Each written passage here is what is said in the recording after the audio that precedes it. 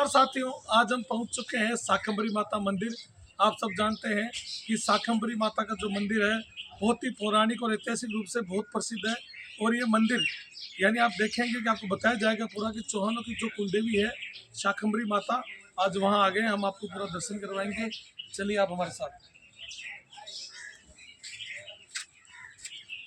यहाँ एंट्रेंस हम घुस चुके हैं, देखिए आ जाओ। मंदिर की तरफ चल रहे हैं।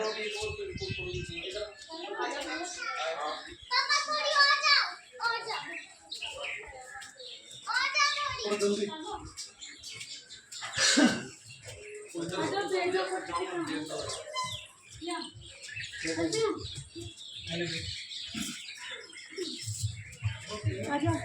आ जाओ ना।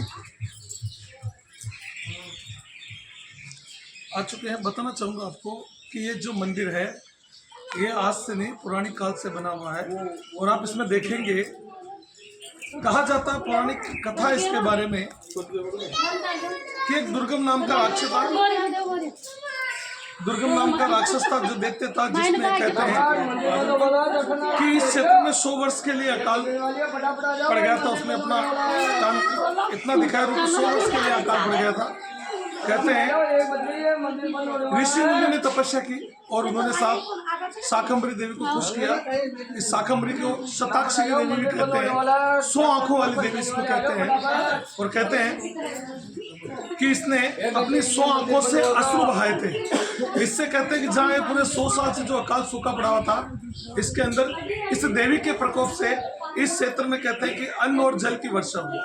यहाँ पर कहते हैं कि साग, सब्जियां, फल और वनस्पति की देवी के रूप में इसको माना जाता है। इसीलिए इसको कहते हैं शाकंभरी माता और शकराय माता। और ये चौहानों की कुलदेवी है।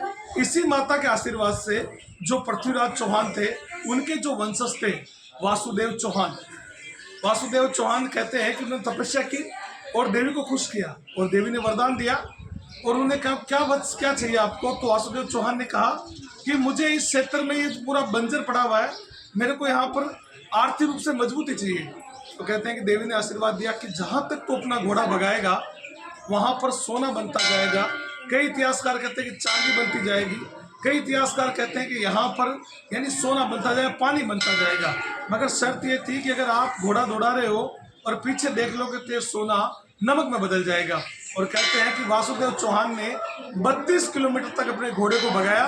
और जब उसको मानव रह गए, कहते हैं कि 32 किलोमीटर भगाया, जैसे उसने पीछे देखा और पूरा सोना या चांदी नमक बन गया।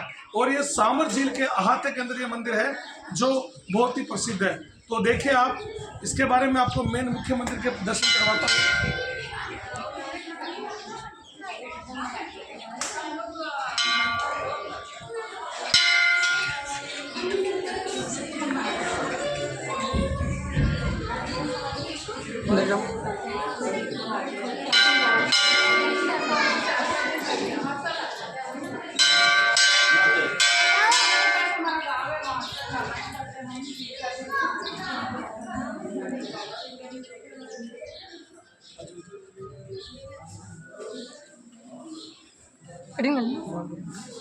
क्या कर लो 2 मिनट।